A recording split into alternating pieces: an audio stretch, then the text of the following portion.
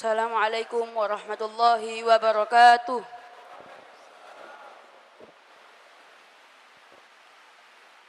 A'udzu billahi minasy syaithanir rajim. Bismillahirrahmanirrahim.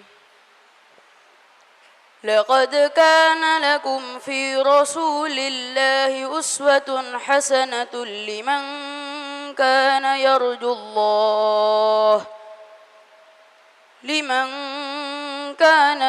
Allah wal yawmal akhir wa dzakara Allah katsiran.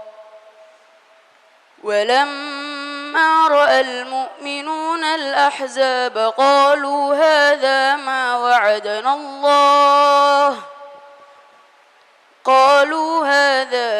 وعدنا الله ورسوله وصدق الله ورسوله وما زادهم إلا إيمانا وتسليما. من المؤمنين رجال صدقوا ما عاهدوا الله عليه فمنهم من قضى نحبه ومنهم من ينتظر وما بدلوا تبديلا. ليجزي الله الصادقين بصدقهم ويعذب المنافقين إن شاء أو يتوب عليهم إن الله كان غفورا رحيما. صدق الله العظيم. Wassalamualaikum warahmatullahi wabarakatuh. Assalamualaikum warahmatullahi wabarakatuh. Alhamdulillah alladzi bi ni'matihi tatimmu shalihat. Alhamdulillahilladzi arsala rasulahu bil huda wa dinil haqq liyudhhirahu 'ala ad-dini kullihi wa kafa billahi shahida. Asyhadu an la ilaha illallah wahdahu la syarika lah wa asyhadu anna Muhammadan 'abduhu wa rasuluh. Allahumma salli wa sallim wa barik ala Muhammad wa ala alihi wa sahbihi ajma'in. Ya ayyuhalladzina amanu taqullaha wa qulu qawlan sadida yuslih lakum a'malakum wa yaghfir lakum dhunubakum wa man yuti'illaha wa rasulahu faqad faza fawzan 'azima. Amma ba'd, mukminin dan mukminat jamaah Masjid Al-Irsyad, juga para pendengar di Suara Muslim Surabaya dan Lumajang. Saudara saya Mas Zubaid yang selama ini bertemu dengan saya cuma di udara, baru sekarang bertemu wajah, karena kalau siaran saya belum pernah lihat wajahnya. Dan para masyayikh, para ustadz, ulama semua yang dirahmati Allah Subhanahu wa taala. Alhamdulillah tadi dijemput oleh Ustaz Abdurrahman Baraja. Alhamdulillah perjalanan panjang sampai Surabaya sini, karena semalam saya dari Jeddah, kemudian tadi landing setengah 12 siang, kemudian pesawat ke Surabaya hampir jam 3, baru terbang ke sini, dari bandara langsung ke masjid ini Pak. Bahkan anak istri saya lewati, saya telepon saja, sudah landing tapi terbang langsung Surabaya. Alhamdulillah bertemu dengan saudariku yang dirahmati Allah Subhanahu wa taala di tempat ini. Mudah-mudahan tidak mengurangi semangatnya. Kita malam hari ini akan membincangkan tentang sesuatu yang sangat istimewa, tetapi sudah sering terabaikan. Padahal kalau kita laksanakan, dia tidak sulit. Tak ada yang sulit. Cuma masalahnya kita ini sudah terbawa oleh arus besar hari ini, kemudian menjadi bangsa yang kalah, akhirnya kita mengatakan kita susah untuk mengubahnya. Tidak ada yang sulit. Kita akan membicarakan tentang sesuatu yang sederhana. Kalau kita laksanakan, hidup ini nikmatnya luar biasa, sehatnya luar biasa, yang lebih penting lagi adalah berkahnya luar biasa. Kalau kita mau lakukan dengan sebaik-baiknya, subhanallah. Tentu karena hanya sampai Isya, walaupun Isya nanti nyambung, saya nggak tahu sampai jam berapa ya.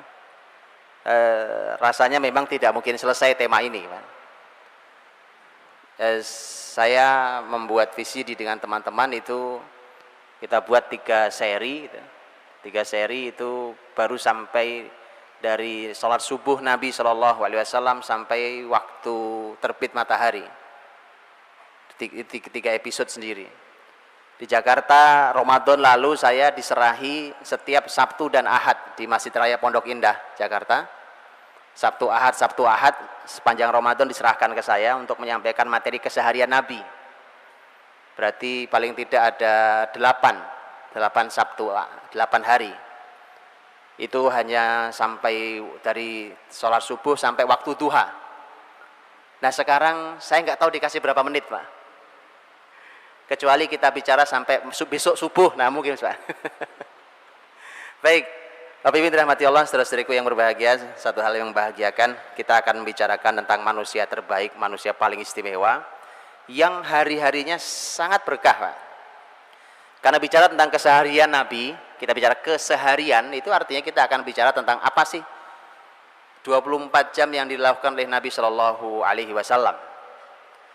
Saya ingin bicarakannya dalam 3 poin. Poin pertama adalah tentang betapa seperti apakah produktivitas usia Nabi Shallallahu Alaihi Wasallam sebagai sebuah muqaddimah.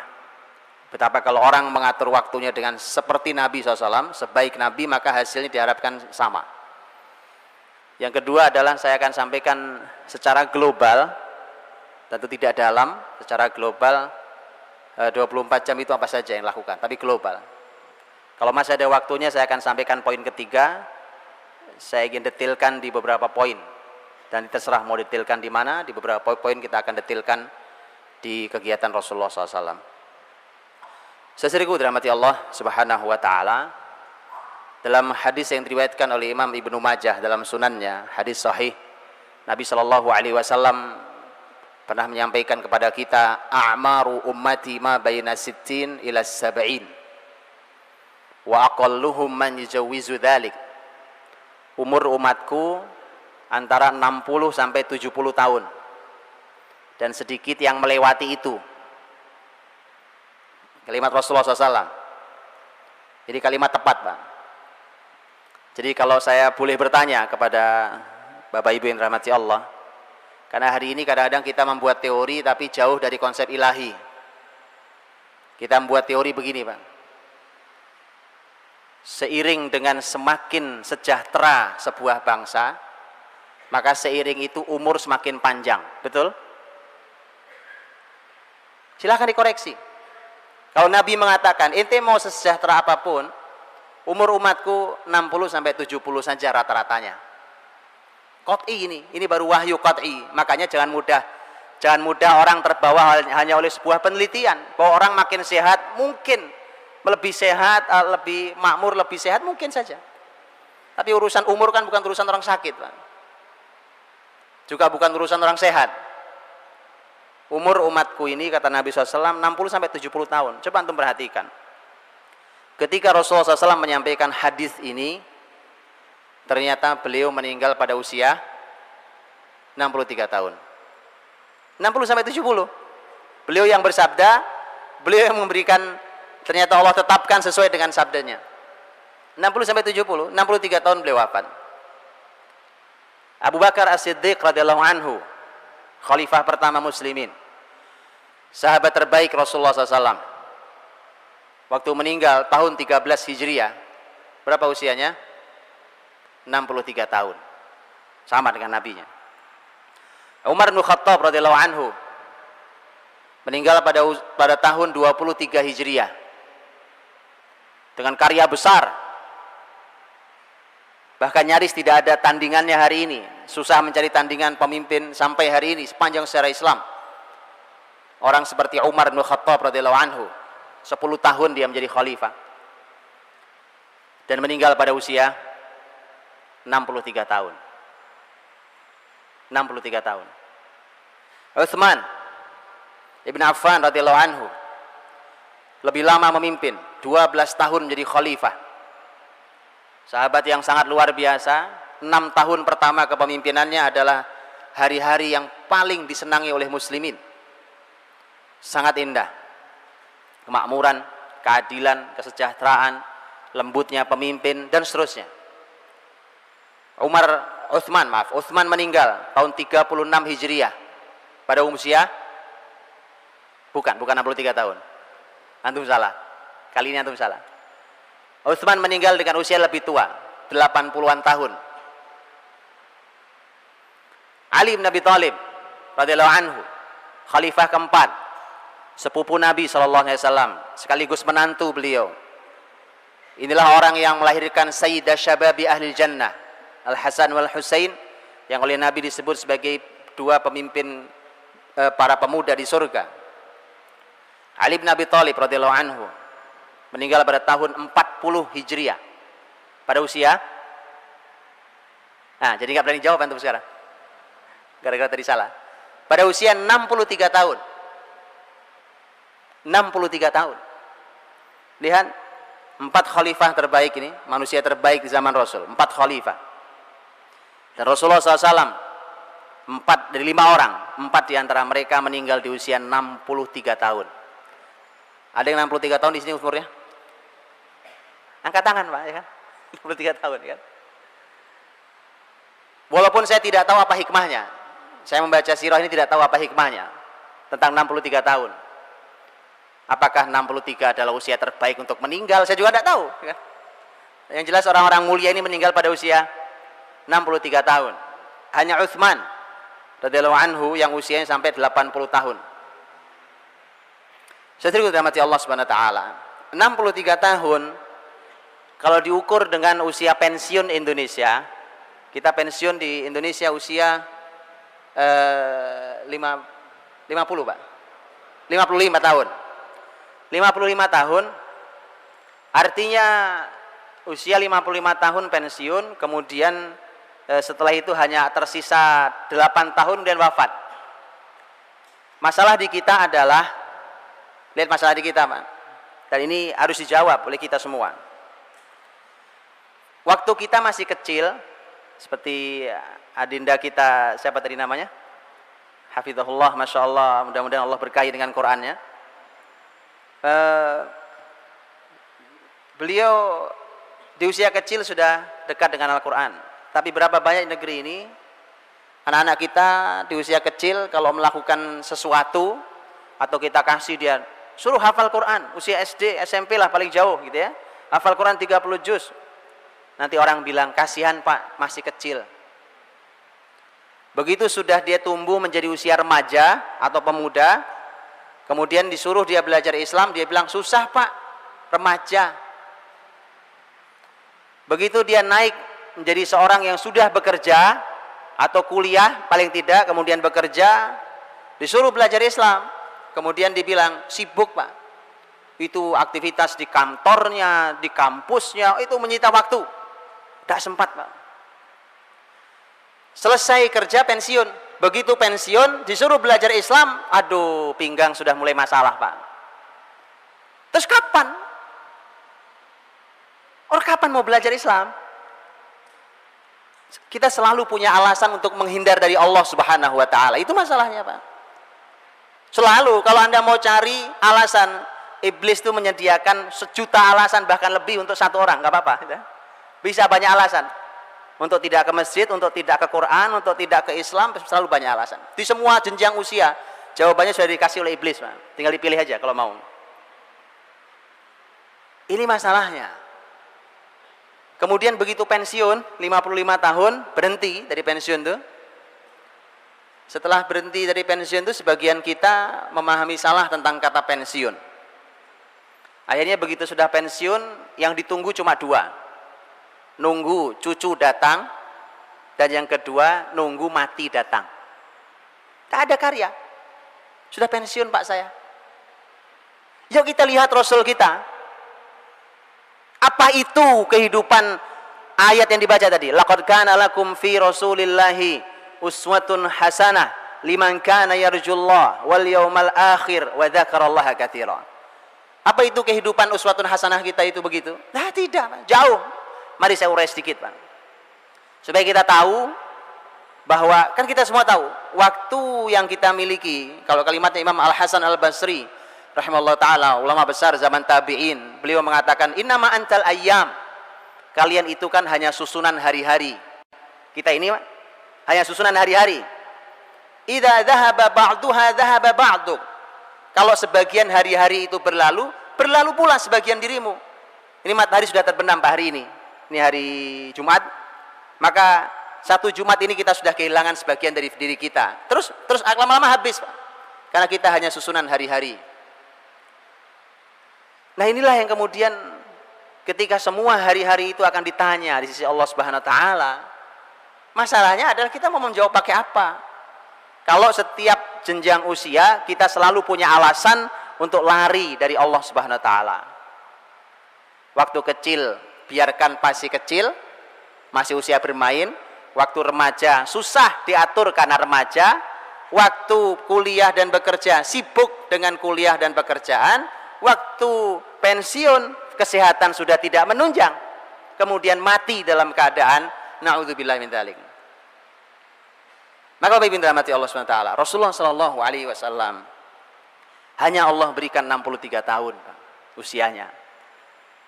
Tugasnya sebumi, Pak. Ya, Bapak Ibu. Saat itu kejahiliahan itu merata di seluruh bumi, bukan cuma di Arab. Yang jahiliyah bukan cuma Mekah, Pak. Semua jahiliyah. Peradaban terbesar saat itu adalah Persia dan Romawi. Peradaban kejahiliahan itu yang mengajari ya Persia dan Romawi itu. Hanya dibagi dua, mereka saling perang di antara mereka. Kalau Persia adalah mewakili masyarakat yang tidak punya Alkitab, kalau Romawi adalah masyarakat yang punya Alkitab. Adapun masyarakat yang lain seperti masyarakat Arab, mereka tidak di bawah Persia, tidak di bawah Romawi. Tapi karena saat itu orang Arab adalah masyarakat yang tidak punya Alkitab, maka mereka lebih senang menginduknya ke Persia. Karena seperti kalimat para ulama, at-tuyuru ala ashkaliha taqa. Burung itu akan hinggap dengan yang sejenis, gitu Pak. Pasti ya, burung hinggap dengan yang sejenis. Makanya jahiliyah Mekah atau Arab itu lebih senang bergabungnya ke Persia daripada ke Romawi. Kalau ke Romawi kejauhan, Pak. Yang Romawi itu orang punya Alkitab. Tapi yang tidak punya kitab atau yang punya kitab sekalipun sama rusaknya. Jangan sampai kalimat ini ternyata aplikasi hari ini bisa masuk, Pak. Jadi jangan sampai kalimat ini cocok dengan hari ini. Ya, yang tidak ngerti Quran dan yang ngerti Quran sama rusaknya. Kan gak enak dengarnya. Tapi kalau itu kejadiannya, ini PR besar buat negeri yang diharapkan kebangkitannya oleh dunia Islam hari ini. Maka Rasulullah SAW tugasnya sebumi. Sebumi, Pak. Tugasnya adalah untuk menghapus kejahiliahan itu. Bukan cuma penjajahan, kalau penjajahan mah sederhana kan. Kalau di undang-undang kita kan menghapus penjajahan ya, Pak. Nabi tugasnya menghapus kejahiliahan. Tugasnya sebumi. Umur dikasih cuma 63 tahun. Apa yang bisa dikerjakan? Tapi lihat subhanallah. Inilah orang yang panduan hidupnya dari bangun tidur sampai tidur lagi dipandu oleh ayat. Dipandu oleh ayat, Pak. Rasulullah SAW. Makanya kalau nanti saya sampaikan, kalau kita mau dipandu oleh wahyu, insya Allah Pak, berapapun usia yang Allah berikan berkahnya, masya Allah, nggak ada masalah. Masalah umur bukan wewenang kita, terserah Allah memberi berapa. Tapi yang penting adalah usia itu adalah usia yang diberkahi, seperti kalimat Imam Nawawi rahimahullah taala yang Allah ambil di usia 45 tahun. Tapi Bapak Ibu boleh membaca hasil peninggalan karya-karya ilmu Imam Nawawi rahimahullah ta'ala. Karyanya lebih panjang daripada ilmunya, daripada usianya. Kalau Riyadhus Shalihin mah kitab kecil, Pak. Riyadhus Shalihin karya Imam Nawawi itu kitab kecil sekali dibanding kitab beliau yang lain. Al-Minhaj Syarh Sahih Muslim Ibnu Hajjaj, itu penjelasan terbaik untuk Sahih Muslim karya Imam Nawawi. Itu berapa belas jilid, berapa banyak jilidnya? Kemudian ketika beliau menulis kitab fikih umpamanya Al-Majmu' Syarh Muhadzab, berapa banyak gitu ya. Begitu yang lainnya. Bayangkan tuh, usia hanya 45 tahun. Dan mana ada di dunia ini masjid yang tidak kenal kitab Riyadhus Shalihin? Betapa terangnya kubur Imam Nawawi rahimahullah ta'ala. Ilmun yuntafa'u bih, ilmu yang bermanfaat. Itu jadi kita tanyakan, apa yang kita tinggalkan nih Pak? Begitu ninggalkan cuma harta, ternyata harta buat rebutan anaknya warisan. Rebutan, berantem anaknya, saling fitnah, saling berantem, bahkan mungkin naudzubillah saling bunuh. Cuma itu peninggalan Anda? Bagaimana nanti kita menjawab di hadapan Allah tentang usia yang diberikan pada kita? Rasulullah SAW di 63 tahun, di usia 63 tahun itu beliau wafat. Itu satu jazirah Arab. Bapak Ibu bayangkan jazirah Arab ya. Jazirah Arab itu ada beberapa negara hari ini, itu satu jazirah Arab sudah masuk Islam. Hanya diawali dari Mekah, yang saat itu Mekah Nabi SAW hanya mengawali dengan beberapa orang. Ternyata dalam waktu 23 tahun satu jazirah Arab sudah mendapatkan hidayah. Sisanya diserahkan kepada sahabat yang beliau bina, yang beliau didik. Ketika Nabi wafat, bumi ini perlu ahli apa? Tanya ke Madinah, di Madinah ada ahlinya. Insya Allah nanti kita lanjutkan di pembahasan kita yang berikutnya, sudah adzan isya namanya. Wallahu a'lam bishawab. Assalamualaikum warahmatullahi wabarakatuh. Bismillahirrahmanirrahim. Alhamdulillah wassalatu wassalamu ala Rasulillah wa ala alihi wa sahbihi wa mawalah wa ba'd. Muslimin dan muslimat, hafizakumullah. Rasulullah sallallahu alaihi wasallam meninggal di usia 63 tahun dengan karya sebesar itu. Yang kalau kita saja susah untuk menyadarkan satu orang saja, untuk mengislamkan satu orang saja, Nabi mengislamkan satu jazirah Arab. Satu jazirah Arab. Karya besar, karya terbesar dalam kehidupan seseorang. Idza jaa nasrullahi wal fath wa ra'aitan nasa yadkhuluna fi dinillahi afwaja. Kemenangan terbesar itu ketika orang berlomba-lomba, berbondong-bondong untuk masuk Islam. Nah, saudara dirahmati Allah Subhanahu wa taala, Nabi juga tidak kenal istilah pensiun, Pak. Nabi itu kalau tadi pensiun umur 55 tahun, di usia 55 tahun Nabi baru mendapatkan perintah untuk berperang, berjihad. Jadi 55 tahun adalah perang pertama yang besar. Yang kita tahu adalah perang Badar. Itu umur Nabi adalah umur kita pensiun. Nabi pertama perang. Setelah itu dari umur 55, saya tidak bicara yang mudanya. Kalau muda jangan ditanya, tuanya saja seperti itu. Dari umur 55 tahun sampai tahun 9 Hijriah. Tahun 9 Hijriah itu artinya usia Nabi sudah 61 tahun. Dari 55 sampai 61 tahun itu kalau di rata-rata perang Nabi itu setiap catur wulan perang, Pak. Itu yang Nabi ikuti. Yang Nabi tidak ikuti lebih banyak lagi. Karena kadang-kadang Nabi mengutus sahabat. Setiap kurang lebih rata-rata per 4 bulan. Ini kalau tidak rata-rata. Per 4 bulan Nabi perang. Berapa usianya? Sudah usia pensiun. 55 sampai 61 tahun. Kadang-kadang perang dekat. Khandaq itu paling sekitar 5 kilo dari kota Madinah, dari Masjid Nabawi. Uhud ya nggak terlalu jauh juga, paling 7 kilo. Tapi begitu kita bicara Khaybar, jauh, jauh sekali. Jadi kadang-kadang jaraknya dekat, kadang jauh, kadang musimnya sedang enak, kadang musim sedang sangat terik, sangat panas. Kadang lagi banyak makanan, kadang sudah 3 hari tidak makan. Subhanallah. Jadi itu usia Nabi tidak kenal istilah pensiun yang artinya adalah nganggur terus nunggu mati menunggu cucu, itu nggak ada, Pak. Tidak ada itu. Nabi SAW terus berkarya, terus gitu. Yang menghentikan tugas Nabi SAW hanya wafat, Pak. Kemenangan besar terus naik, tapi kemenangan ketika tadi wara'aitan nasa yadkhuluna fi dinillahi afwaja. Orang berbondong-bondong masuk Islam tahun 10 Hijriah dan tahun 11 Hijriah adalah tahun disebut sebagai Amul Wufud. Tahun bos rombongan dari berbagai macam suku dan kabilah datang ke Madinah untuk menyatakan diri masuk Islam. Amul Wufud, tahun kemenangan besar. Dimulai dengan kemenangan besar yang disebutkan dalam surat Al-Fath, inna fatahna laka fatham mubina. Itu kemenangan tahun 8 Hijriah, yaitu kemenangan Fathu Makkah, ketika Nabi berhasil membersihkan Mekah dari kemusyrikan dan mengislamkan, mengantarkan hidayah ke masyarakat Mekah dan sekitarnya. Jadi sangat besar karyanya, Pak. Begitu Rasul sebagai seorang guru, umpamanya ini guru besar terbaik, Pak. Bisa dibayangkan bahwa para sahabat Nabi SAW itu kuliahnya sama Nabi, Pak, di Madinah. Dan kuliahnya nggak lama-lama. Kayak kita ini sekolahnya kelamaan. Pinter enggak, soleh jauh. Betulan, Pak, jujur aja kita ini. Karena kalau kita soleh, kita pinter, Islam maju di tangan kita. Tapi Islam nggak maju tangan kita. Kita jujur, ya. Saya, Bapak Ibu semua adalah unsur kejatuhan muslimin hari ini. Ayo kita istighfar bareng-bareng, Pak. Memang begitu. Astagfirullah, betul, Pak. Karena Islam nggak maju di tangan kita. Betulan ini.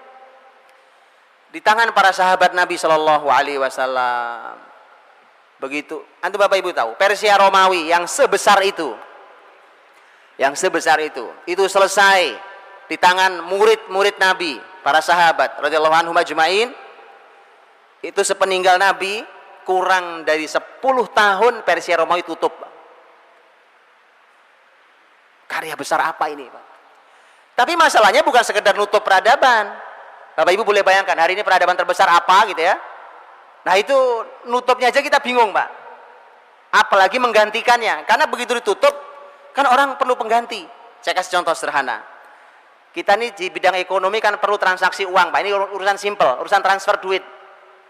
Hari ini kita transfer mudah sekali, gitu ya. Tinggal pencet gini, transfer duit sampai ke negeri jauh. Begitu? Begitu ditutup oleh muslimin, sebuah peradaban, kan harus mencarikan penggantinya. Apalagi kalau sistem ini sistem yang tidak islami, harus ada penggantinya.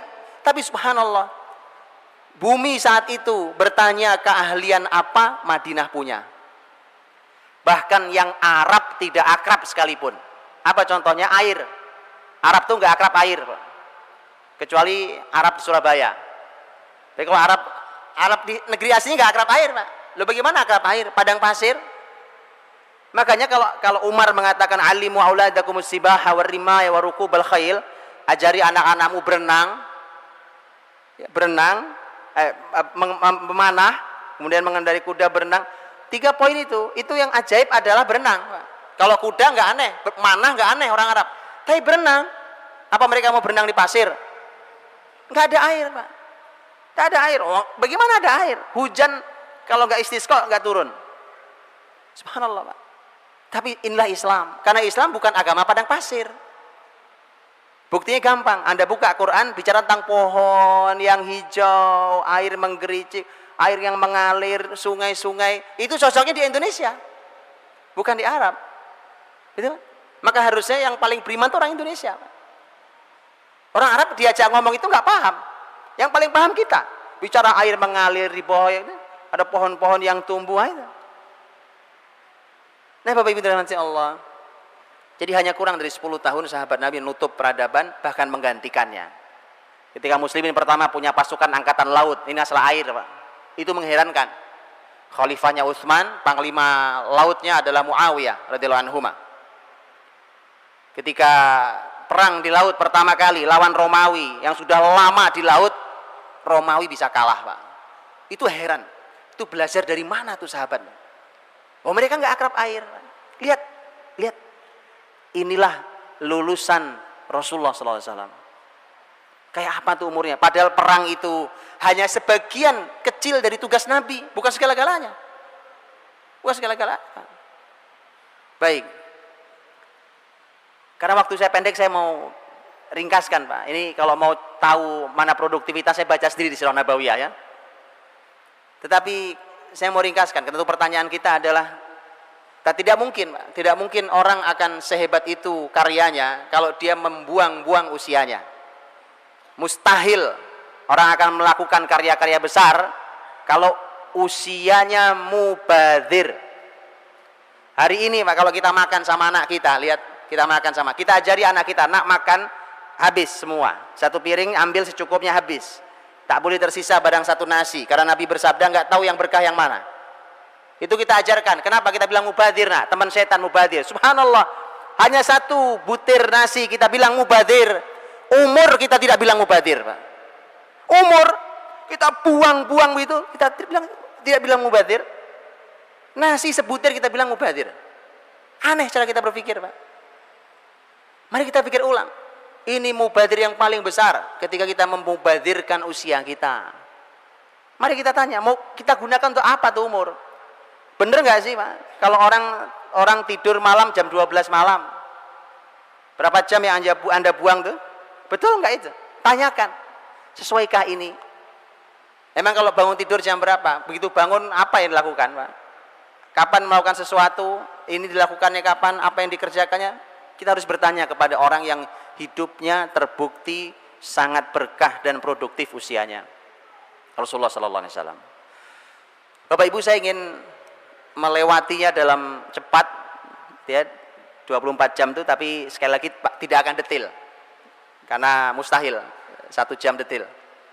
Enggak nyampe 1 jam malah. Karena jam 8, Ustaz. Jam 8 selesai. Jadi saya ingin mulai dari masalah bangun tidur, Pak. Bangun tidur, habis nanti malam ini kita istirahat, esok pagi kita bangun. Jam berapa kita bangun? Jam berapa kita bangun, Ustaz? 3, 4, 5. Jam berapa kita bangun? 2, 1, 12. Jam apapun jawaban kita, kalau jawabannya masih jam berarti salah, Pak. Yang salah berarti bukan jawabannya, pertanyaannya yang salah. Jam berapa bangun? Jawabannya jam, ya kan? Kecuali pertanyaan itu jebakan. Karena masalahnya orang-orang beriman diajari langsung oleh wahyu tentang kapan bangun, itu tidak urusannya, bukan nggak pakai jam, Pak. Nggak pakai jam. Ini rantai kan, 24 jam itu kan terus terkait secara rantai. Ini begitu putus satu, berantakan yang lain, Pak. Putus satu, dia yang lain masalah. Maka dari itu tidak boleh putus, Pak. Makanya kita harus benahi satu-satu. Rasulullah SAW, urusan bangun tidur, langsung Quran yang membimbingnya. Berarti, urusan bangun tidur bukan hal yang sepele. Karena Quran tidak pernah bicara hal yang sepele. Apa Quran mengajari Bapak Ibu cara bikin sayur asem? Tidak ngajari. Sepele, Pak. Yang sepele Quran nggak bicara. Quran bicara hal yang besar. Ketika Quran membahas tentang kapan bangun tidur, berarti urusan bangun tidur tidak sepele. Jadi jangan disepelekan. Kapan bangun tidur? Ada ayatnya? Ada. Ayatnya kita hafal juga semua. Yang mana ayatnya? Ya ayyuhal muzammil qumil laila illa qalila nisfahu aw inqus minhu qalila aw zid alaihi warattilil qur'ana tartila. Wahai orang yang berselimut, bangun malam hari, itu kan? Bangun, urusan bangun tidur berarti ada Quran. Qumil lail, bangun di malam hari. Ini untuk Rasul kalau ini, Pak. Rasulullah SAW, kapan Nabi diperintahkan bangun? Diperintahkan pada tengah malam, nisfahu, tengah malam. Awin kusminhu qalila au zid alaihi, kurang atau lebih sedikit. Tengah malam jam berapa?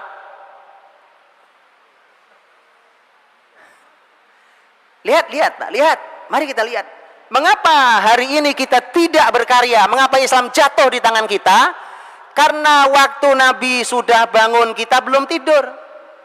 Nabi sudah tidur, kita masih melek. Jadi kemana? Ya, Nabi ke utara, kita ke selatan. Nabi ke barat, kita ke timur. Nggak pernah ketemu kita sama Nabi. Lihat ya. Tengah malam jam berapa? Gampang caranya. Karena malam dimulai dengan adzan maghrib dan malam diakhiri dengan adzan subuh. Dihitung dibagi dua, itu namanya setengah. Nisfahu. Tengah malam, Pak. Tengah malam Nabi sudah bangun. Kita baru tidur. Kesalahan pertama. Jadi Bapak Ibu, saya pengen Bapak Ibu pegang pulpen kertas gitu.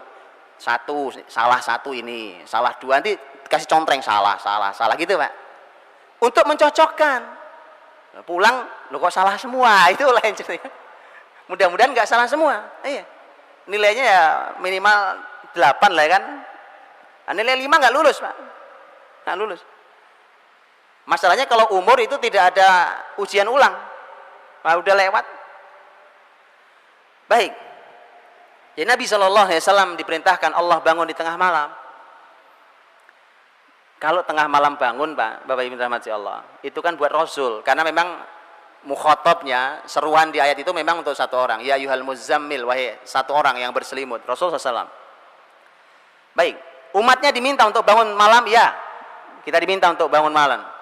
Wa minal laili fatahajjad bihi nafilatan lak asa yab'atsaka rabbuka maqaman mahmuda. Walaupun itu dhamirnya juga satu orang. Tapi Nabi SAW dalam hadis yang sahih, Nabi menyampaikan tentang kapan bangun pagi paling terlambat. Tahu? Kapan? Bangun pagi paling terlambat. Bangun pagi paling terlambat menurut petunjuk Rasul dalam hadis yang sahih adalah pada azan pertama.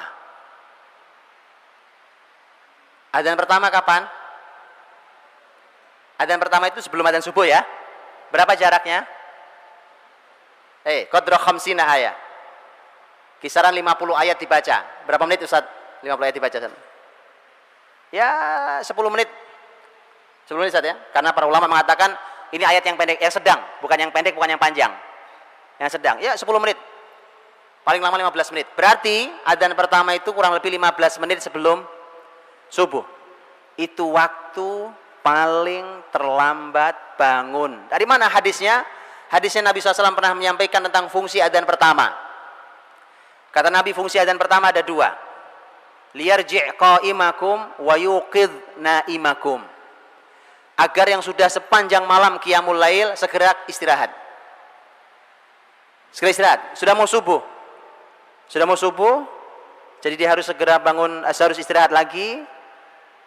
Dia harus segera witir, kemudian istirahat lagi.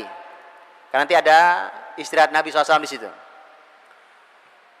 Jadi adzan pertama itu fungsinya yang pertama adalah mengingatkan yang sudah qiyamul lail agar segera istirahat.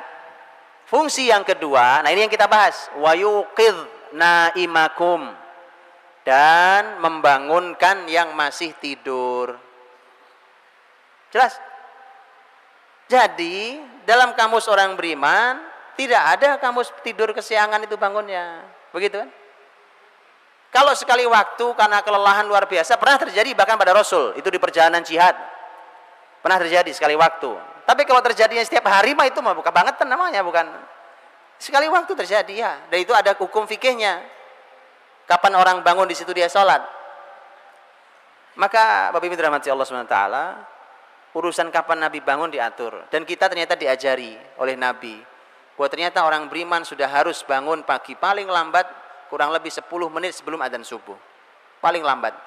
Kan dia perlu persiapan, mungkin masih sempat sholat witir mungkin, atau mungkin barang 2 rakaat mungkin sudah masih sempat. Kemudian persiapan untuk sholat fajar, sholat subuh. Cuma bangun qiyamul lail, bangun sebelum subuh, itu sebenarnya pembahasannya bukan kapan bangun, Pak, tapi kapan tidur malamnya. Penting kapan tidur malamnya. Kapan Nabi tidur malam? Itu pertanyaannya, dan itu yang harus kita latihkan di keluarga kita masing-masing. Kapan kita Pak, disuruh Nabi untuk tidur? Urwah bin Zubair radhiyallahu anhu. Ini sepupu Nabi. Ini sepupu Aisyah. Sepupu Aisyah radhiyallahu anha. Putranya Asma binti Abi Bakar.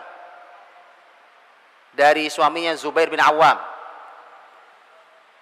Urwah ini nanti menjadi ulama besar. Ulama besar di kalangan generasi tabi'in.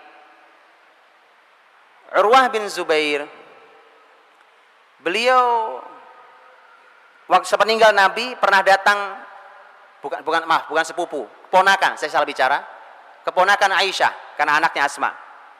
Sepeninggal Nabi Shallallahu Alaihi Wasallam, Urwah main ke rumah Aisyah karena itu adalah bibinya. Urwah bawa temannya. Selepas sholat Isya seperti ini, kemudian Urwah dengan temannya berbincang-bincang, ngobrol Pak, karena masih muda, ngobrol. Aisyah dari kamarnya berteriak, Urwah, tidak begitu cara Nabi menghabiskan malam. Nabi tidak suka Nabi tidur sebelum Isya, dan Nabi tidak suka melek setelah Isya. Saya ulang kalimat Aisyah radhiyallahu anha. Sudah jelas ya? Nabi tidak suka tidur sebelum Isya. Tapi Nabi juga tidak suka begadang malam, melek malam setelah Isya, tidak suka. Maka kita tutup pengajian kita sekarang. Udah lewat Isya ini. Kata Aisyah, kecuali ada urusan muslimin yang harus diselesaikan. Tapi namanya kecuali itu enggak setiap hari. Makanya saya tidak sarankan kajian itu pada Isya. Dan saya sudah tidak pernah ngisi kajian pada Isya, kecuali satu pengajian itu pun di masjid samping rumah saya. Saya tidak mau, sudah mau saya. Ini melanggar aturan Rasul. Rasul habis Isya istirahat, tidur kita. Tidak ada begadang-begadang malam, tidak ada kamusnya. Ini mumpung libur, padahal ada, tidak ada. Subhanallah. Semua yang saya sampaikan ini Pak, Anda boleh uji dengan ilmu apapun hari ini. Ilmu kesehatan, ilmu kedokteran, psikologi, ilmu apapun silakan diuji Pak. Anda akan menjumpai inilah mukjizat itu. Ajaib. Tanyakan di sini ada banyak dokter, silakan Pak. Kualitas tidur ba'da Isya. Hitunglah tidur hanya 4-5 jam. Dengan tidur jam 12 malam, tidurnya sama 4 atau 5 jam. Jauh kualitasnya. Buktinya gampang. Anda bangun masih lemes kalau tidur jam 12 walaupun udah 5 jam tidurnya. Tapi Anda tidur ba'da Isya, tidak perlu alarm, boleh dicoba malam ini. Atau besok malam, silahkan dicoba. Kalau saya tidak sarankan yang orang tua, karena orang tua tidurnya memang cepat. Tidur juga sudah makin sedikit. Yang muda-muda nih, yang masih muda-muda wajahnya Masya Allah, silahkan dicoba Pak. Silahkan coba, tidur ba'da Isya, tidak usah pakai alarm, dijamin, biidznillah. Dia akan bangun sebelum subuh. Jadi masalah kita bangun sebelum subuh itu bukan masalah kapan bangun. Masalahnya adalah kapan kita tidur. Karena udah putus rantainya sejak kapan kita tidur, jadi nggak nyambung berikutnya. Baik, jadi ternyata kita diajari Nabi tidur ba'da Isya. Nah mohon maaf nih, ini kritik saya untuk teman-teman Arab di Timur Tengah sana. Mereka nggak suka tidur ba'da Isya. Ini kepala saya agak error nih Pak, kliang-kliang arwah ini. Setiap malam tidur jam 12 saya dari hari Minggu kemarin. Ahad, Senin, Selasa, Rabu, Kamis. Kenapa? Karena setiap kita pertemuan itu pertemuan ba'da Isya. Kalau pagi habis sholat subuh itu seperti kota mati. Saya di Jeddah kemarin, kayak kota mati Pak. Wah, sepi, kayak kota mati. Apalagi hari libur. Antum tiduran di jalan, insya Allah gak ada yang nabrak gitu Pak. Sepi, bisa main bola itu. Ini tidak sesuai. Makanya pantas Islam jatuh di pusat wahyunya begitu. Saya berbincang dengan seseorang pengajar Quran kemarin, orang sana pengajar Quran. Beliau mengatakan, ya ini memang salah, tapi bagaimana lagi, sekarang ada lampu, ada elektronik, ini orang masih bekerja. Saya bilang bukan alasan untuk menegakkan sunnah Nabi, bukan alasan. Kalau kita mau beralasan terus, tadi saya bilang selalu punya jawaban. Bisa Pak, buktinya bisa. Apa yang tidak bisa? Antum bukan disuruh ngangkat masjid, disuruh tidur Pak. Nggak susah kerjaannya. Disuruh tidur, bukan disuruh baca. Saya tahu nggak semua orang suka baca. Suruh baca 500 halaman 3 hari, ya itu baru antum pusing. Suruh tidur, masih ngelawan juga, subhanallah. Antum mau perintah apa lagi? Ini perintah paling mudah dari Nabi. Suruh tidur ba'da isya. Dah tidur juga. La ilaha illallah. Yuk tidur Pak, ba'da isya, tidur ba'da isya. Sudah. Dicoba Pak. Ya. Ini subhanallah. Ini konsep kalau antum mencoba, subhanallah. Baik, saya mau tanya, Nabi tidur sehari berapa kali? Berapa Ustaz? Berapa kali Nabi tidur sehari?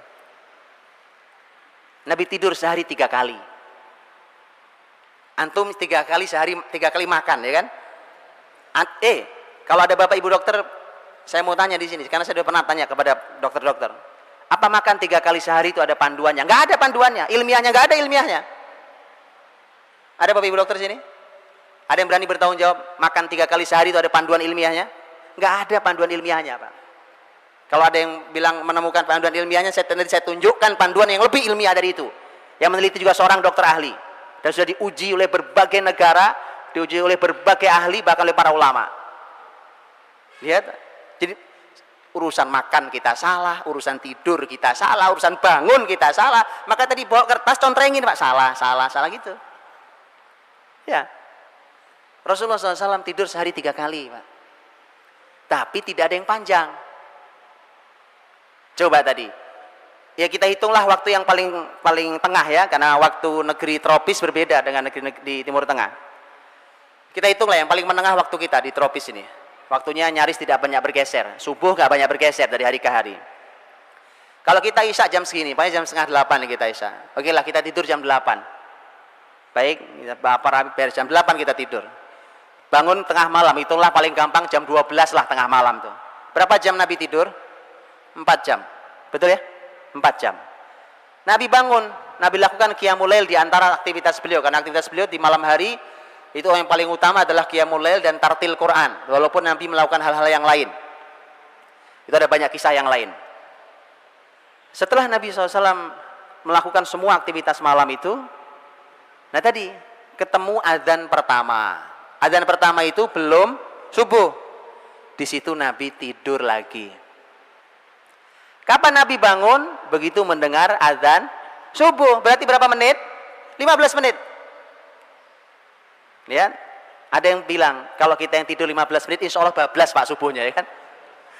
Itu masalahnya cara tidurnya. Loh, semua itu ada. Jangan melihat sesuatu hanya sepotong dibawa pulang, nanti bingung Pak.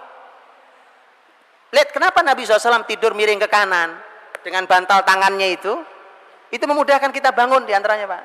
15 menit Anda bisa bangun. Nabi kadang-kadang hanya tidur-tiduran, tidak tidur, tapi Nabi kadang tidur betulan sampai ngorok-ngorok, mendengkur suara Nabi SAW. Nabi terbangun oleh adzan fajar, adzan subuh. 15 menit. Tidur yang ketiga kapan? Tidur yang ketiga qailulah. Qailulah itu kalau Nabi tidurnya hanya beberapa menit menjelang adzan zuhur. Nabi terbangun oleh adzan zuhur. Itu qailulah. Kalau hari ini sistem yang berjalan bukan sistem Islam, kita nggak bisa. Apa bisa? Bisa. Kalau perusahaan punya saya, pendidikan punya saya buat begitu Pak. Betulan, pesantren punya saya buat begitu. Insya Allah. Antum kalau nanti pesantren saya, pesantrennya baru buka tahun ini ya. Antum pesantrennya kelihatan. Insya Allah kita lakukan itu. Ya, sebelum zuhur semua harus sudah selesai. Aktivitas tidur. Bangunnya pas adzan zuhur. Niru Nabi. Uswatun hasanah liman kana yarjullah wal yawmal akhir wa dzakarallaha katsira. Berarti mulai aktivitasnya pada subuh ya, pada subuh sudah mulai. Nabi itu nanti pada subuh ada aktivitas, Pak. Ya, saya mengumpulkan 11 poin. Dari mulai salam, setelah salam assalamualaikum warahmatullah, ya, salam selesai salat subuh itu sampai terbit matahari di dalam masjid itu saya mengumpulkan kurang lebih ada 11 aktivitas Nabi sallallahu alaihi wasallam. Tentu tidak semua dilakukan dalam waktu sekali waktu, dipilih beberapa sekali waktu ini dan seterusnya. Dah ini Nabi tidur qailulah, Pak. Subhanallah, orang kafir yang meneliti tentang bab ini, walaupun dia tidak meneliti hadis, tapi mereka meneliti tentang konsep tidur. Di Amerika itu ada sebuah lembaga namanya National Sleep Foundation. Orang kafir sampai membuat lembaga tidur aja ada foundationnya. ngurusi tidur ada lembaganya. Lembaga itu termasuk yang merekomendasikan dengan sangat kuat, bahkan mereka memberikan hitungan secara US dollar berapa kerugian perusahaan-perusahaan di Eropa dan Amerika yang tidak mengizinkan karyawannya istirahat di waktu siang itu. Dihitung secara US dollar. Dan mereka ternyata merekomendasikan tidurlah di siang hari walau hanya setengah jam, walau hanya beberapa menit, walau mungkin hanya tidur meletakkan kepala di atas meja, atau mungkin meletakkan kepala bersandar di kursi, tidur sekejap set cukup. Begitu diteliti ternyata grafik otak kita ini kerjanya begitu. Kalau sudah zuhur memang sudah turun gitu Pak. Antum paksain pun tidak bisa beraktivitas baik. Sama dengan setelah isya begini Pak. Sebenarnya saya menyampaikan materi begini nggak banyak gunanya. Karena udah turun begini grafik otak Pak. Itu udah otak tidur dipaksa bangun. Ini mohon maaf saya. Jadi saya mohon maaf ya Pak. Jadi kepala otak sudah harus tidur dipaksa bangun. Tidak efektif. Jadi Rasul sehari tidur 3 kali Pak. Ini kalau dicoba, terakhir kemarin saya dapat ilmunya, ini teman saya ahli herbal Pak. Beliau bilang, yang menjaga koilulah dijamin tidak terkena serangan jantung. Saya tidak tahu ilmunya, ini yang orang-orang kesehatan. Kalau ini benar, subhanallah, subhanallah Pak. Hari ini jantung, penyakit jantung itu menghantui semua orang. Subhanallah. Resepnya gampang, menghidupkan sunnah Nabi koilulah. La ilaha illallah, ya kan? Jadi maka dari itu ini tidur Pak. Baik, Rasulullah SAW kalau beliau sudah bangun di malam hari tadi, kemudian sholat subuh berjamaah dengan Nabi SAW, ya, kalau disebut sholat untuk laki-laki memang di masjid tempatnya Pak, di masjid tempatnya, tidak di rumah, kecuali ada uzur syar'i, sakit umpamanya, ya. Kalau laki-laki ya di masjid, ya, kalau perempuan kata Nabi boleh di masjid, boleh di masjid. Tapi kalau mau bicara yang utama di rumah, tapi artinya bahwa laki-laki di masjid Pak. Untuk itulah anak-anak kita yang laki-laki mohon dibawa ke masjid Pak. Gak ada ceritanya laki-laki sholat di rumah, di masjid, suruh ke masjid Pak. Bicara tentang kebangkitan Islam, peradaban Islam, Allahu Akbar, ya kan, setelah subuh gak kelihatan di masjid. Mana mau bicara peradaban Islam? Gak ada Pak. Salahuddin Al-Ayyubi mengukur apakah muslimin siap menghadapi pasukan salib itu diukur dengan berapa yang hadir di sholat subuh di Masjid Al-Umawi di Damaskus. Beliau ukur, oh masih beberapa saf, nggak bisa menang jihad, nggak bakal, ditunggu penuh oleh Salahuddin, baru diumumkan jihad. Lihat Pak, kita ini kadang-kadang bicara cuma teriak-teriak jihad ya kan, takbir, kebangkitan apa, tak sholat subuh di masjid. Di masjid. Jadi kalau disebut sholat di masjid, Rasulullah SAW di masjid dengan para sahabat. Bahkan Jabir bin Samurah radhiyallahu anhu menyampaikan bahwa karena Nabi SAW idza shallal fajr jalasa fi musallahu hatta tatlu'a asy-syamsu hasana. Nabi SAW kalau sudah sholat fajar, sholat subuh, fajar itu subuh, beliau duduk di tempat beliau sholat, artinya di masjid. Beliau duduk di masjid Nabawi sampai terbit matahari dengan terang. Ini kebiasaan beliau tiap pagi, kecuali ada aktivitas mendadak yang lain baru Nabi keluar. Tapi kalau tidak, Nabi begitu. Kita susah menghidupkannya, apalagi di kota macet begini ya. Di kota macetnya apalagi kayak saya Pak di Jakarta, Masya Allah. Itu subuh salam langsung ke kantor ya. Macet. Saya tidak tahu kalau di Surabaya. Orang lihat, tapi yang punya waktu, minimal kita punya waktu libur. Kita punya waktu libur, boleh kita coba Pak. Sunnah yang mulia ini Masya Allah. Nabi SAW duduk di tempat sholatnya sampai matahari terbit. Dan kita tahu ada keutamaan sholat isyraq atau sholat syuruk, sholat waktu matahari terbit. Kita tahu hadisnya Hasan menurut sebagian ulama, sebagian mengatakan sahih. Keutamaannya Pak, sempurna pahala haji dan umrah. Yang menjaga sholat subuh berjamaah, tetap di masjidnya sampai terbit matahari, kemudian dia sholat 2 rakaat baru pulang. Kan itu yang dilakukan Nabi. Nabi SAW itu. Nah, pertanyaannya tadi, apa yang dilakukan Nabi di masjid? Kalau di hadis yang tentang keutamaan sholat waktu terbit matahari itu bahasanya adalah jalasa yadhkurullah, zikir pada Allah. Tapi begitu antum dalami, ternyata makna zikir itu di sana itu umum, Pak. Bukan hanya zikir membaca kalimat thayyibah subhanallah walhamdulillah wa la ilaha illallah, itu ya zikir. Tapi ternyata Nabi melakukan macam-macam. Nabi melakukan banyak hal di pagi hari selepas selesai sholat subuh berjamaah, kemudian zikir sholat itu. Ternyata Nabi melakukan banyak hal. Yang tadi saya bilang, saya kumpulkan 11 poin. Di antaranya, terkadang Nabi SAW, kadang Nabi SAW memberikan nasihat. Ya, mau'idhatan wajilat minhal qulub wa dharafat minhal uyun. Nasihat yang membuat hati ini menjadi sangat takut dan kemudian mata pun menangis. Nasihat menyentuh hati, ya. Jadi nasihat yang menyentuh hati. Itu subuh enak, Pak, ngajinya. Jadi kalau pengajian subuh, Pak, ya, cari yang menyentuh hati pengajiannya. Ini sunnah Nabi SAW. Apa yang dilakukan Rasulullah SAW? Kadang-kadang Nabi menanyakan tentang mimpi. Kadang mimpi. Hal ra'a minkum ru'ya? Apa ada yang mimpi semalam? Ada yang mimpi tidak semalam? Kenapa Nabi nanya mimpi? Kata Nabi, biar aku takwil itu mimpi. Aku tafsirkan mimpi. Kenapa ditafsirkan mimpi? Karena ada hadis Nabi SAW di mana Rasul pernah menyampaikan bahwa tidak tersisa la tabqa minan nubuwati illal mubasysyirat.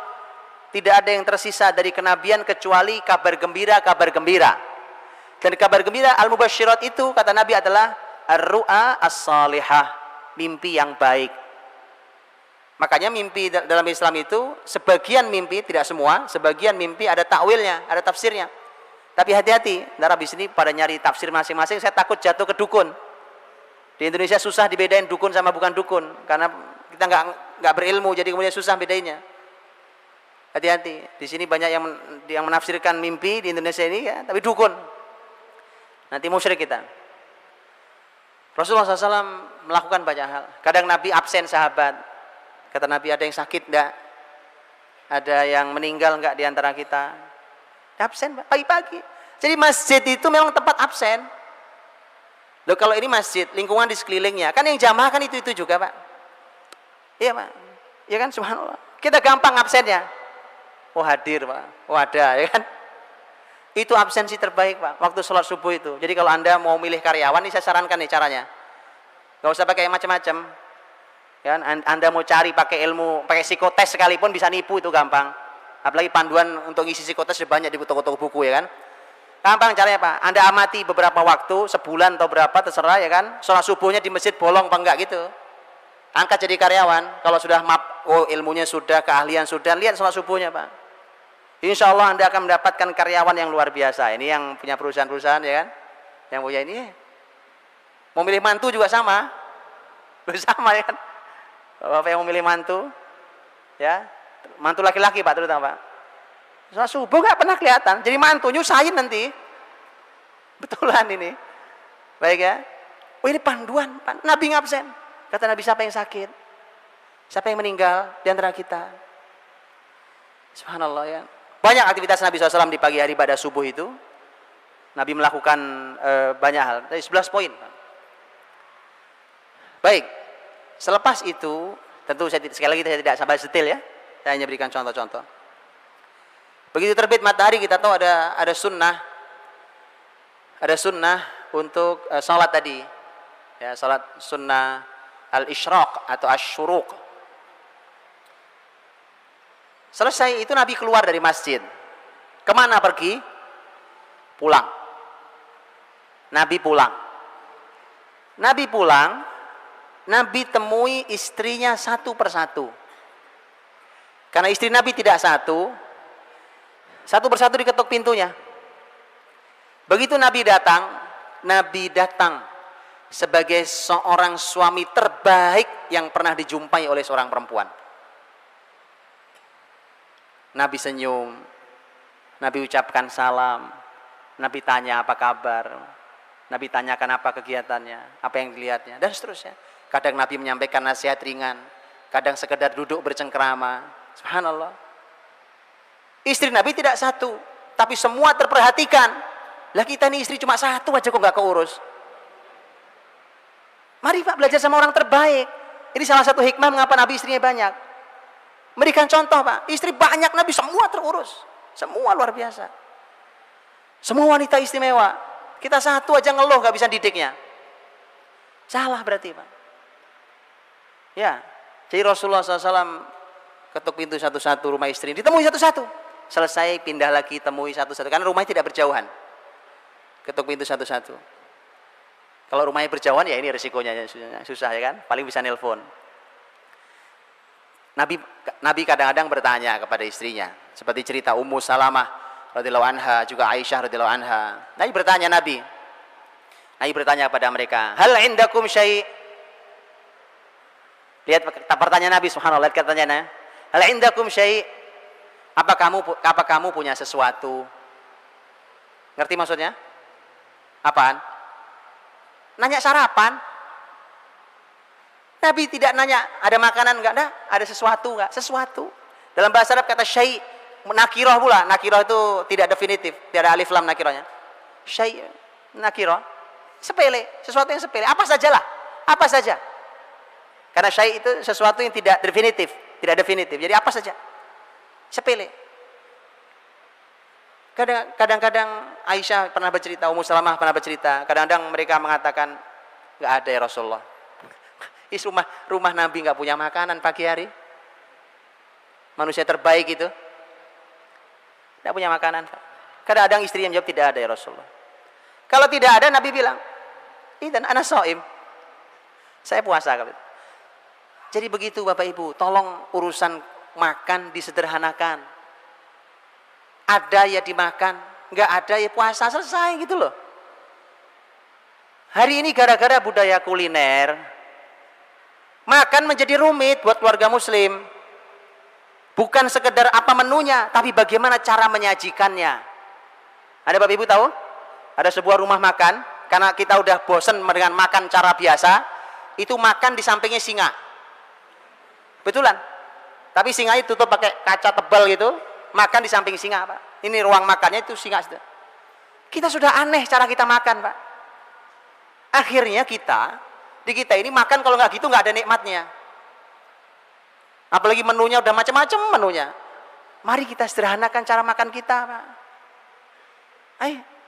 Saya khawatir, Pak. Jadi jangan keluarga muslim tidak boleh mewajibkan kuliner. Sekali waktu boleh, kuliner wajib tidak ada itu. Karena itu akan mendidik anak-anak Anda, membuat makan itu menjadi rumit. Padahal makan tuh oleh Nabi disederhanakan. Ada saya makan, nggak ada yang nggak makan. Puasa ya puasa. Bahkan Nabi mengatakan hal indakum syai', kata syai', sederhana aja, nggak ada ya sudah. Lihat. Jadi mohon ditiadakan kuliner, Pak. Oh ini PR besar. Hari ini kita mewajibkan, sampai bapaknya kadang saking sibuknya, dia punya kewajiban kuliner setiap minggu sekali keluar sama anaknya. Begitu dia sibuk gak sempat keluar, dia minta maaf. Aduh maaf ya nak, ayah pekan ini sibuk sekali, mohon maaf gak sempat keluar makan sama kalian. Siapa yang mewajibkan? Tak ada, Pak. Kalau alasannya ini untuk komunikasi, komunikasi Anda bisa dengan cara apapun hari ini. Mau SMS komunikasi, telepon komunikasi, email komunikasi, ketemu komunikasi, di rumah komunikasi, di jalan komunikasi, ngantar sekolah komunikasi. Jadi masalah kita ini sebenarnya bukan itu alasan aja itu, Pak. Itu hanya alasan. Jadi boleh silahkan makan di luar dengan keluarga, Masya Allah. Jalin erat dan hangatnya rumah tangga. Tapi dalam Islam itu bukan sesuatu yang penting. Dia tidak penting. Suatu hari Rasul datang ke rumah istrinya. Kali ini Aisyah radhiyallahu anha yang bercerita. Begitu datang, Rasulullah SAW ditawari kali ini, bukan Nabi SAW ketika itu juga bertanya, hal indakum syai', apa ada sesuatu? Ternyata kata Aisyah, ya Rasulullah, uhdiyalana his. Kita dikasih hadiah oleh seorang sahabat itu his. His itu makanan, korma dicampur dengan tepung dengan apa, jadi his. Enak makanannya. Ya, kalau ke Mekah, Madinah, Bapak Ibu bisa tahu. His. Dan his itu termasuk makanan kesukaan Nabi SAW. Tuh, Pak. Sampai makanan yang Nabi sukai itu Masya Allah gizinya, Pak.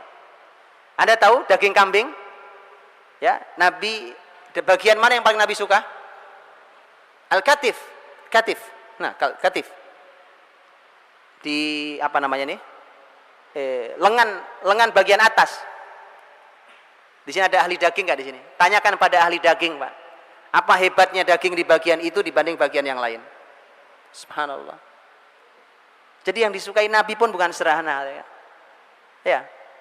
Dan Rasulullah SAW ketika mendengarkan kalimat Aisyah, ya Rasulullah, kita dikasih hadiah his, dan his itu aku simpan untukmu. Karena Aisyah tahu ini kesukaan suaminya. Nabi SAW mengatakan, yaudah, sini bawa sini. Padahal tadi saya sudah niat puasa. Nabi batalkan puasa sunnahnya. Kalau puasa wajib tidak boleh dibatalkan, kecuali ada udzur syar'i, yang betul syar'i. Tapi puasa sunnah boleh dibatalkan untuk hal yang lebih penting, yang wajib. Nabi SAW mengatakan, saya dibatalkan puasa, sini saya makan. Ambil pelajarannya, Bapak Ibu dirahmati Allah, terutama para ayah, dan saya mewakili para ayah meminta maaf pada para ibu. Bu, minta maaf saya, Bu, mewakili para suami, karena saya juga suami dan ayah. Minta maaf kadang-kadang bahwa bapak ini kan begitu pulang kerja udah capek, ya udah malam, pamannya ada makanan di rumah, istrinya bilang belum makan ya, ini udah disediakan, aku udah makan di luar. Oh ya sudah. Bapak tahu, sekedar saya sampaikan perasaan seorang wanita, Pak. Itu begitu bilang ya sudah, itu ngenesnya sampai besok malam itu. Kadang-kadang gini loh, Pak, Anda jangan sepelekan, ada makanan di meja makan kita. Itu makanan untuk sampai di meja makan, itu bisa jadi persiapannya sudah 2 minggu itu. Betul Bu? Suatu hari seorang istri ingin menyajikan makanan yang paling dicintai suaminya. Maka dia mulai cari resep baru, resep apa yang baru. Dia browsing dulu di internet, cari masakan. Oh, dibanding-bandingkan dulu. Habis itu telepon temennya, Jeng, aku mau masak gini, SMS lagi. Ini kok kurang apa enggak ya rasanya? Oke. Persiapannya lama itu, Pak. Terus nanti ke pasar nyari bahan, nggak ada pula di pasar satu, pindah ke pasar yang lain. Dia masak seharian, dia masak, Pak. Ini agak ini sedikit ya. Hiperbola sedikit. Jadi lama itu untuk sampai makanan di meja makan itu, subhanallah, itu melibatkan waktu, tenaga, hati dan cinta. Enggak gampang, Pak. Begitu pulang tahu-tahu suaminya bilang, aku udah makan sama teman-teman di luar. Ya Allah, makanya saya minta maaf nih Bu, mewakili para suami. Para ibu mohon maafkan kami, kadang-kadang laki-laki nggak punya rasa. Yang beginilah kami diciptakan Allah SWT kan. Jadi mohon dimaafkan. Insya Allah mulai malam ini kita akan belajar, Bu. Sentuhlah makanan itu, makanlah itu, ucapkan kalimat yang mulia. Siapa yang masak nih? Aku yang masak. Luar biasa istriku, ya kan? Subhanallah, ya kan?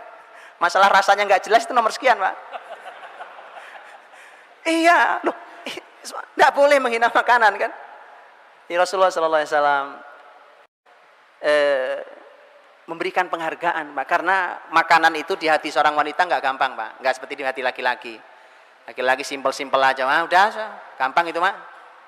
Berbeda, Pak. Lihat Aisyah dikasih hadiah his, nggak dimakan, ingat suami makan di luar sama teman-temannya, nggak ingat istrinya. Aisyah makan, ingat suaminya. Mau makan nggak jadi, disimpan nunggu Rasul datang. Dan Nabi memberikan penghargaan, subhanallah. Bahkan Nabi puasa sunnah hari itu Nabi batalkan agar dia bisa menyenangkan istrinya, karena ini makanan hadiah, bukan sekedar sesuatu yang dimakan, tapi ini adalah pemberian hati dari seorang istri, Pak. Indah bukan? Makanya kalau mau belajar parenting jangan dari yang lain, dari Nabi. Belajar parenting sama orang kafir, ya kan? Teori barat, semua teori macam-macam. Belajar sama Rasul, Pak. Terbukti istri tidak satu, anak tidak satu, cucu tidak satu, tapi keluarga paling bahagia di muka bumi sampai ke akhirat nanti. Mari kita belajar sama Rasulullah SAW, ya. Sampai urusan makan Nabi ajarin. Baik, selesai temui istrinya satu-satu. Nabi balik ke masjid, Pak. Balik ke masjid berarti masuk waktu duha. Waktu duha ternyata adalah waktu yang paling panjang Nabi menyampaikan ilmu kepada para sahabatnya. Itu waktu berilmunya Nabi yang paling panjang. Dari duha hingga waktunya qailulah. Tadi menjelang zuhur. Ya kalau nggak sempat menjelang zuhur ya setelah zuhur, Pak.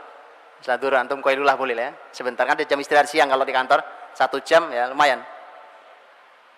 Qailulah. Rasulullah SAW itu aktivitasnya, Pak. Dan disitulah aktivitas ilmu Nabi SAW disampaikan segala macam. Dan subhanallah, bacalah tentang majelis Nabi. Itulah kampus Nabi, itu sekolahan Nabi, Pak. Hasilnya yang tadi saya ceritakan di awal. Hasilnya generasinya kayak begitu, ini majelisnya. Ini majelisnya. Rasul wafat, dunia perlu ahli apa? Madinah punya. Madinah punya, Pak. Maka dari itu, begini cara belajarnya, harus diulangi. Hari ini juga sama, Pak. Pendidikan kita, ya kan? Cara ngajarnya, apa yang diajarkannya, nggak tahu itu konsepnya siapa. Teori muter kan sekolah, pinter enggak, soleh enggak, tadi saya bilang itu. Karena bukan konsep Nabi SAW.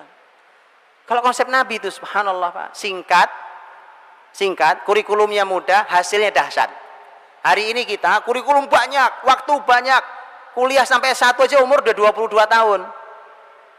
Lulus S1 masih bingung mau ngapain, kan? Nikah nggak berani, kerja masih nyari, mau ngapain? 22 tahun Muhammad Al-Fatih jadi sultan, 23 tahun Umar bin Abdul Aziz jadi gubernur, 17 tahun anaknya Umar bin Abdul Aziz, Abdul Malik jadi menteri. Begitu, Pak. Usama bin Zaid 18 tahun jadi panglima. Abdullah bin Abbas 15 tahun jadi staf ahli negara kekhilafan Umar bin Khattab. Kita ini 22 tahun masih baru lulus S1, bingung. Jauh, Pak, jauh. Mari kita pikirkan ulang, ada pola hidup kita yang salah. Ada keseharian kita yang salah, dan itu kita masih pertahankan di anak-anak kita. Jangan diulangi, Pak. Rasul waktu duha, waktu belajar bersama sahabat, waktu yang paling panjang, dan di situ terjadi banyak hal, terjadi peristiwa, ilmu tentang ngajar, ilmu cara mengajar, apa yang diajarkan, apa yang ditanamkan di situ, belajar di situ semua. Disitulah konsep sekolah sampai kampus di situ, Pak. Di situ konsepnya. Dan banyak peristiwa. Majelis Nabi kadang-kadang kalau yang hadir jumlahnya tidak banyak, Nabi buat lingkaran, setengah lingkaran gitu, Nabi duduk di sini ngajar, Nabi duduk di bawah.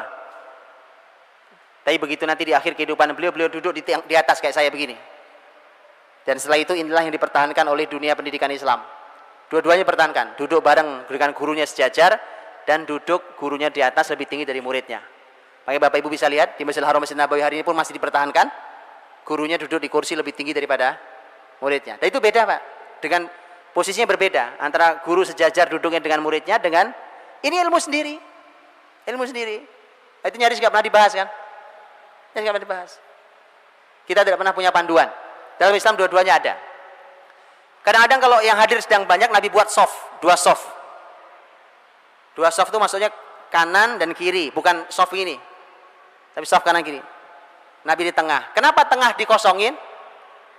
Fungsinya adalah kalau ada orang yang datang ke Rasul untuk keperluan bertanya atau keperluan yang lain, dia boleh memotong majelis Nabi. Dia langsung datang ke tengah, mendekat ke Nabi, duduk di depan Nabi, langsung bertanya.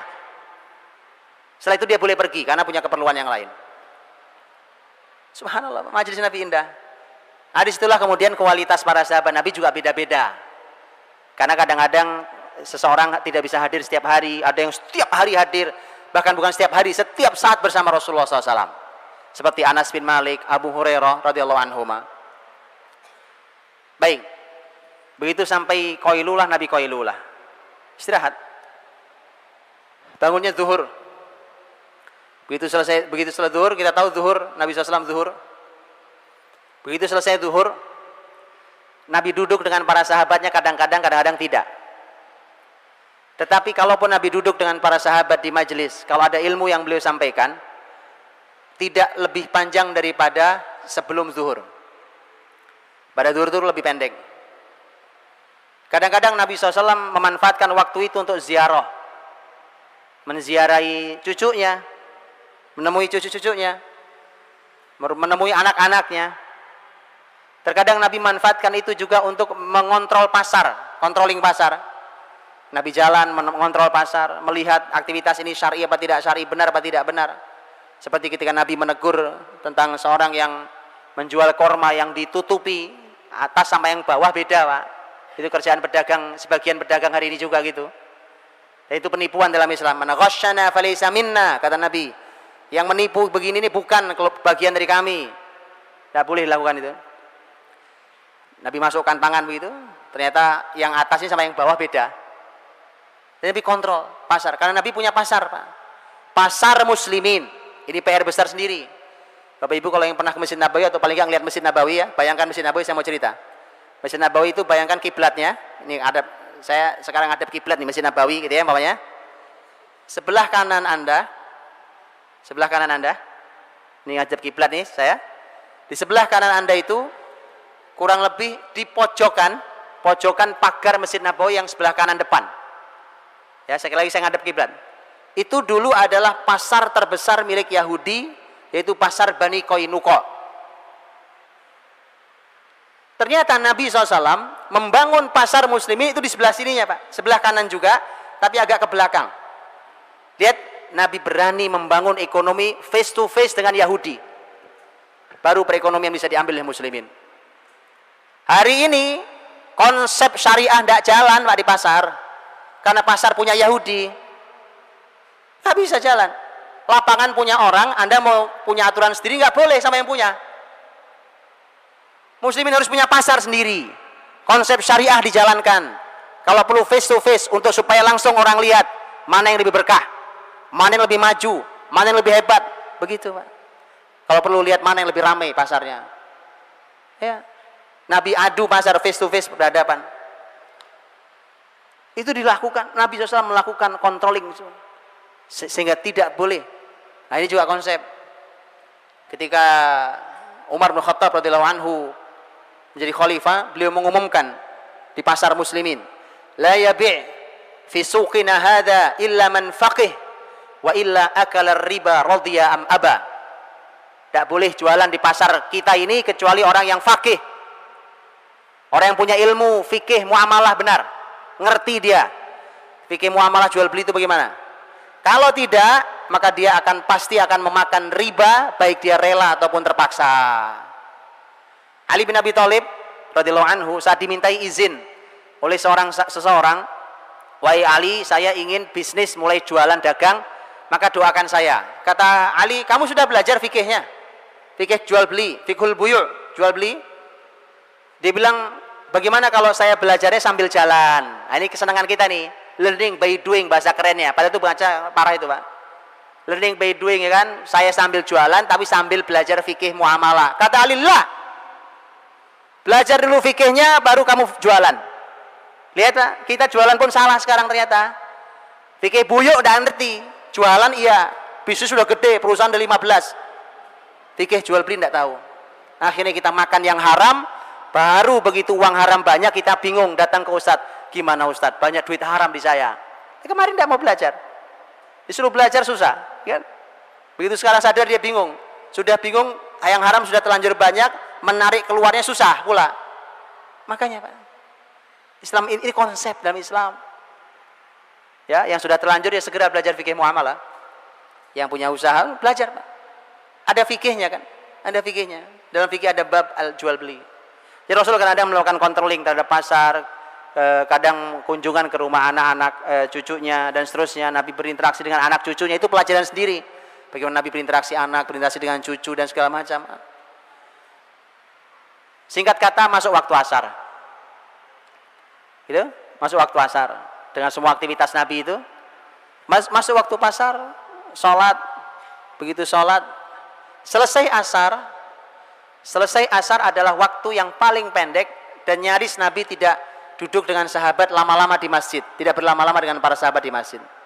Sudah lelah seharian, Pak. Sudah lelah seharian, sudah beristirahat, waktunya istirahat. Pada asar, Nabi SAW sudah tidak banyak beraktivitas di masjid dengan para sahabatnya, tidak duduk lama lagi. Kalau pada itu pun hanya perlu, kalaupun perlu saja. Ya, kecuali kalau Nabi punya program pelajaran sehari, karena Nabi pernah punya pengajian 1 hari full dari pagi sampai sore, itu ada. Apalah kita nyebutnya hari ini, pokoknya belajar seharian full, ya kan? Mau daurah, mau workshop, mau apa itu Nabi pernah punya. Nabi pernah juga punya daurah 20 hari, hadis sahih dalam riwayat Bukhari dan seterusnya. Jadi Nabi SAW kalau sudah sore, sudah pada asar itu sudah tidak terlalu banyak kegiatan. Apa kegiatan beliau? Kegiatan beliau tadi bersilaturahim, berkunjung. Kadang-kadang ada sahabat datang ke beliau, ya Rasulullah, ini saya mau menyembelih onta, tolong disaksikan. Jadi para sahabat senang apapun disaksikan Nabi, berkah Pak. Dikunjungi orang-orang soleh, makanannya dimakan sama orang soleh. Makanya ada doanya, akala ta'amakumul abror. Ya, makananmu dimakan oleh orang-orang baik. Berkah makanan kita ya Pak. Kasih makanan orang-orang baik itu. Dia senang sahabat. Nabi datangi untuk itu ya, untuk motong onta, motong kambing, sampai masak, sampai makan bersama dan seterusnya. Nanti kadang berkunjung ke rumah sahabat yang lain.